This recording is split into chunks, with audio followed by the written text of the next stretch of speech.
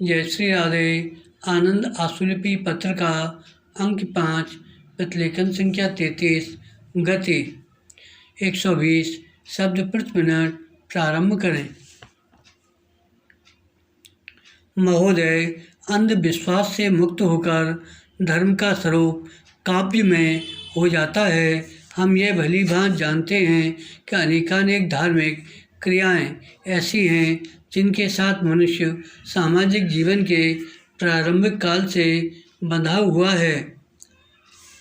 यह मानना पड़ेगा कि धर्म में अवश्य कुछ ऐसी बात है कि हजारों वर्षों से मनुष्य उसके प्रभाव में रहता चला आया है।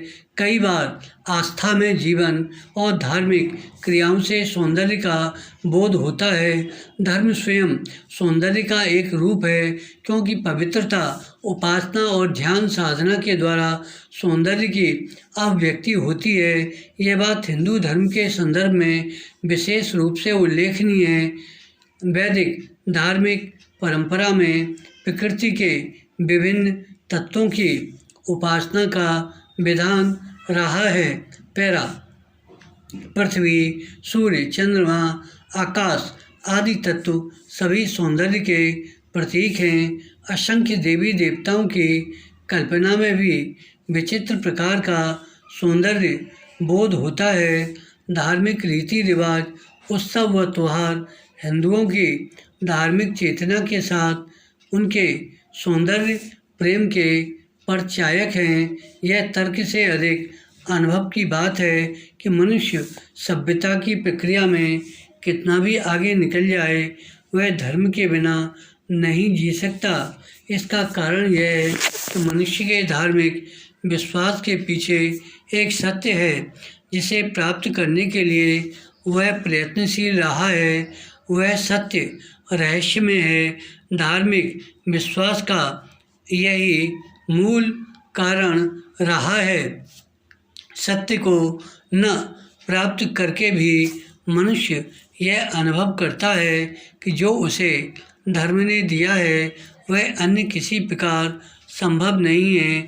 सत्य को प्राप्त न करके भी उसमें यह विश्वास निरंतर बना हुआ है कि धर्म और धार्मिकता का जीवन ही उसे परम सत्य को पाने में सक्षम बना सकता है।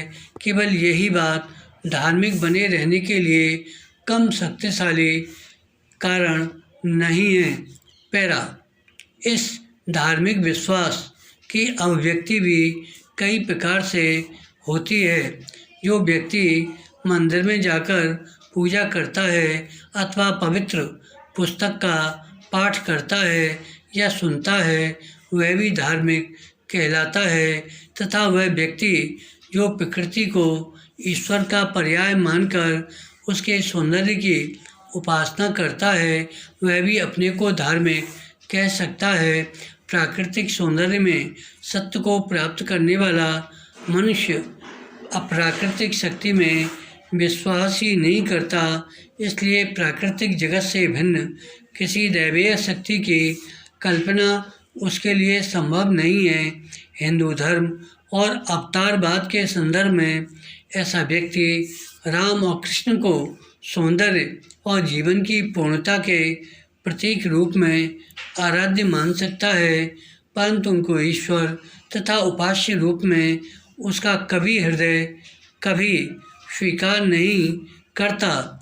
इन सब बातों के होते हुए भी हम इस प्रकार के मनुष्य को संभवतः नास्तिक नहीं कह सकते, क्योंकि धार्मिकता का यह कोई कमज़ोर प्रमाण नहीं कहा जा सकता। इस प्रकार हमें यह स्वीकार करना होगा। विराम। धन्यवाद।